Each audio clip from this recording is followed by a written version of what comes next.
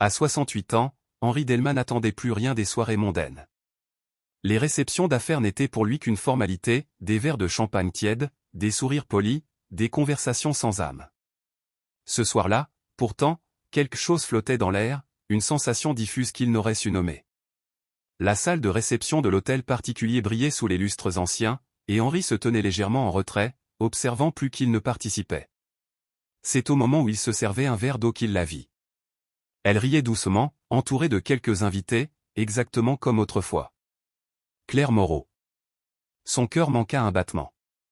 35 ans s'étaient écoulés depuis leur dernière rencontre, et pourtant, elle était là, réelle, vivante, avec quelques mèches argentées et ce même regard lumineux. Les années avaient laissé leurs traces, mais n'avaient rien effacé de l'essentiel. Henri sentit le poids du passé l'envahir.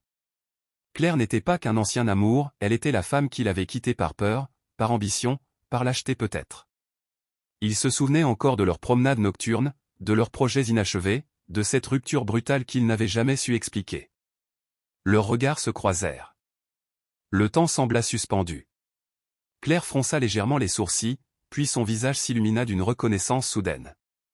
Elle posa son verre, hésita une seconde, puis s'approcha. « Henri » demanda-t-elle doucement. Sa voix était différente, plus grave, mais toujours aussi familière. Henri sourit, ému malgré lui. À cet instant précis, il comprit que cette soirée d'affaires venait de se transformer en un rendez-vous avec son passé. Ils s'installèrent à l'écart, sur un petit canapé près d'une fenêtre donnant sur la ville illuminée. La conversation débuta prudemment, presque timidement, comme si chacun craignait de briser quelque chose de fragile. Ils parlèrent d'abord de choses simples, leur carrière, leur voyage, leur enfant. Claire avait divorcé depuis longtemps. Henri était veuf depuis 6 ans.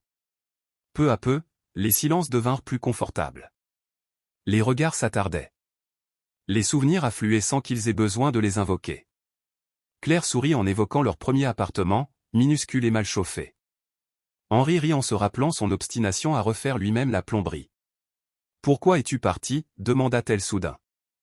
La question était posée sans reproche, mais elle traversa Henri comme une lame.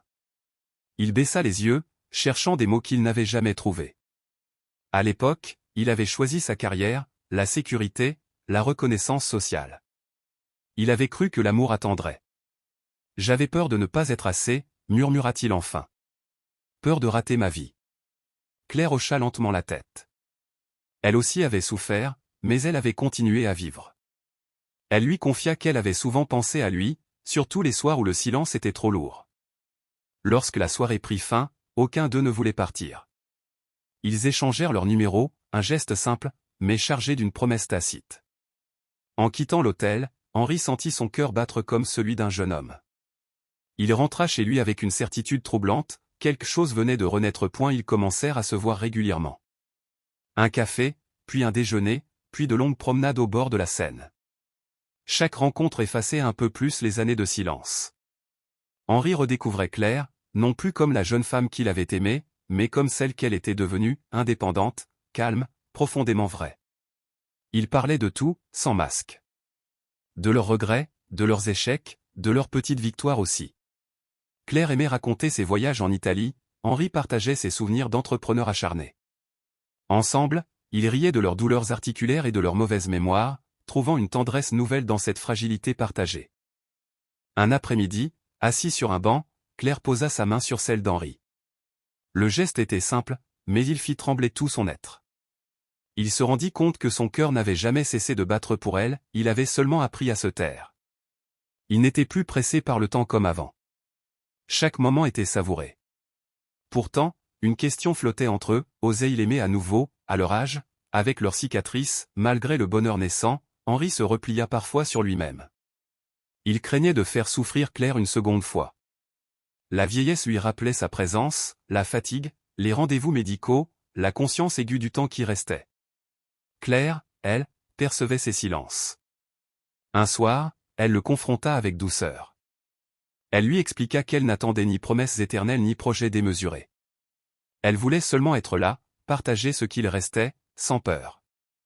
Henri comprit alors que l'amour n'était plus une course, mais un refuge. Il n'avait rien à prouver. Pour la première fois de sa vie, il accepta de se montrer vulnérable. Ils officialisèrent leur relation sans grand discours. Les amis furent surpris, mais heureux. Claire emménagea doucement dans la vie d'Henri, laissant quelques livres chez lui, une écharpe sur une chaise, des habitudes nouvelles.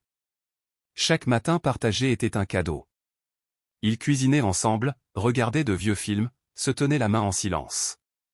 Henri se surprenait à sourire sans raison, porté par une paix qu'il n'avait jamais connue. Loin des passions brûlantes de la jeunesse, leur amour était profond, solide. Ils connaissaient leurs défauts, leurs limites, et les acceptaient.